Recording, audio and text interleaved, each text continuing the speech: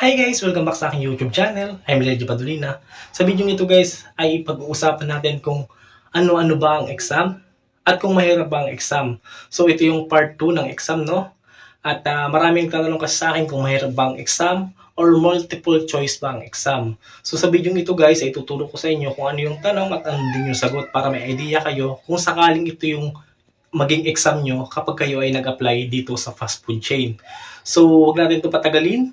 Mag-start na tayo. At syempre bago yan, ay huwag munang kalimutang mag-subscribe para like updated sa ating mga ilalabas na video. So yun, let's go! Hi guys, meron tayong exam ngayon.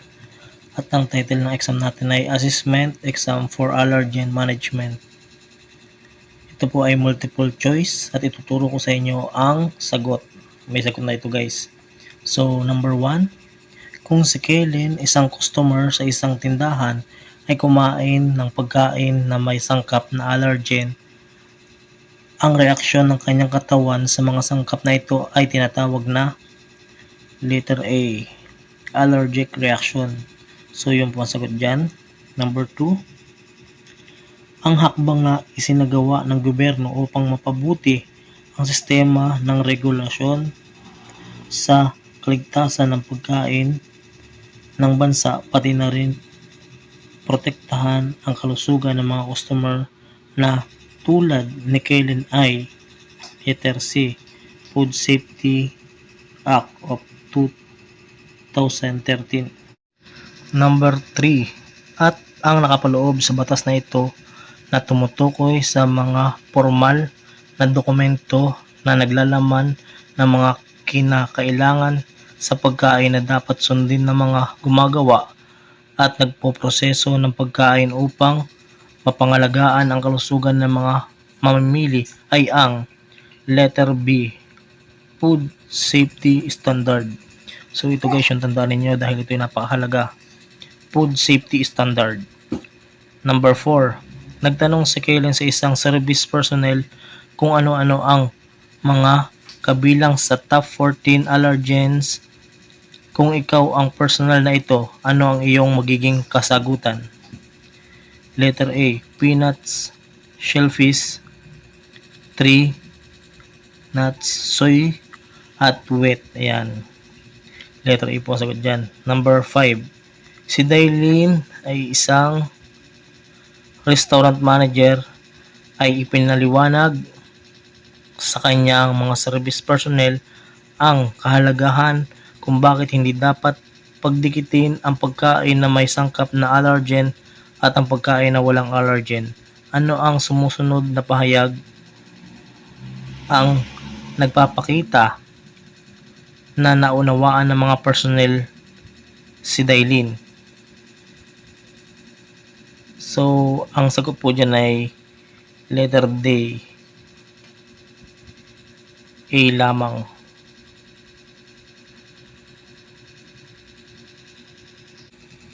Number 6, sa kabilang banda, nais ni RM Dailin na maunawaan din ng kanyang mga personnel ang kahalagahan ng pagbibigay pansin sa tinatawag na cross-contamination. Ipapaliwanag ito ni Dailin sa pamamagitan ng pagsabi na letter C, ito ay kapag ang mga kontaminant tulad ng bakterya at amag ay kumapit sa pagkain, ginagawa na itong hindi ligtas na kainin ang pagkain para sa lahat ng individual.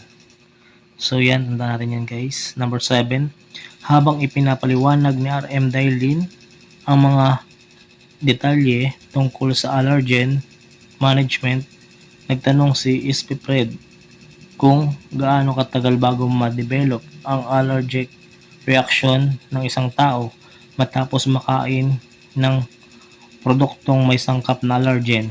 Letter A, 1 minuto hanggang 2 oras. Number 8, samantalang nagtanong din si SP, ang ibig po sabihin ng SP ay Service Personnel, SP Miko, kung papaano nila malaman na nagde-develop na ng allergic reaction ang kanilang mga customer habang kumakain sa loob ng tindahan. Ano ang hindi kabilang sa mga maagang sintomas nito. Letter B, pagbilis ng pulso. Ayan. Tandaan nyo yan guys. Number 9, sinundan ito ni SP Miko ng tanong kung paano nila mailaman kailangan na pala ng customer ng atensyon mula sa doktor. Anong sintomas ang makikita nila sa customer? Letter D, wala sa mga nabanggit. So, tandaan nyo guys yung sagot. Number 10, tinatanong ni RM Dailin si SP Fred kung bakit mahalaga na ang mga kumpanya ay maglista ng mga sangkap sa mga nakabalot na pagkain at inumin. Naunawaan ni SP Fred ang kahalagahan nito kung ang kanyang kasagutan ay letter A, upang protektahan ng mga may allergy sa pagkain at iba pang hypersensitivities sa pagkain. Number 11, habang kumakain si Kellen ng produktong kanyang binili sa inyong tindahan, napansin ni SP Fred na bigla na lamang may nabuong mga pantal sa mukha ng customer at namaga ang kanyang labi. Ano ang pangunahin na maaaring gawin ni SP Fred? Letter A po ang sagot dyan. Sabihan ang customer na maghugas ng muka at bibig upang matanggal ang allergen na dumikit dito. Bilang isang personnel sa isang kainan, paano sa tingin mo makakaiwas ang mga negosyo ng pagkain sa tinatawag na allergic reaction? Ano sa mga salaysay ang hindi naaangkop? Letter C, ang impormasyon ng allergen ay dapat na available lamang kapag hiningi at tinanong ng customer. Number 13, bilang isang personnel sa isang kainan, ano sa tingin mo ang kahalagahan kung bakit kailangan ang paglilinis ng mga kagamitan ng tindahan at ang madalas na paghuhugas ng kamay? Ano sa tingin mo ang hindi kabilang dito?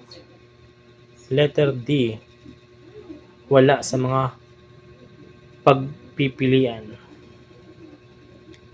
Number 14, kung si Kellen bilang customer ay nagtanong ng may kinalaman sa mga allergen na sangkap ng inyong mga produkto sa tindahan, ano ang unang dokumento na maaaring tingnan ni SP Miko upang masagot niya ang katanungan ni customer? Letter A, Allergen Declaration Matrix. Number 15, kapag tinanong ni Kellen si SP Miko kung ano ang pagkakaiba o pagkakapareho ng food intolerance at food allergy, ang pinakaangkop na kasagutan ni SP Miko ay letter B, ang allergy sa pagkain ay nakakaapekto sa immune system, samantalang ang food intolerance ay kadalasang nakakaapekto lamang sa digestive system. So yun, sana may natutunan kayo sa ating exam ngayon. Maraming salamat, at kung hindi ka pa ako subscribe sa aking YouTube channel ay mag-subscribe ka na para lagi kang updated sa ating ilalabas na video.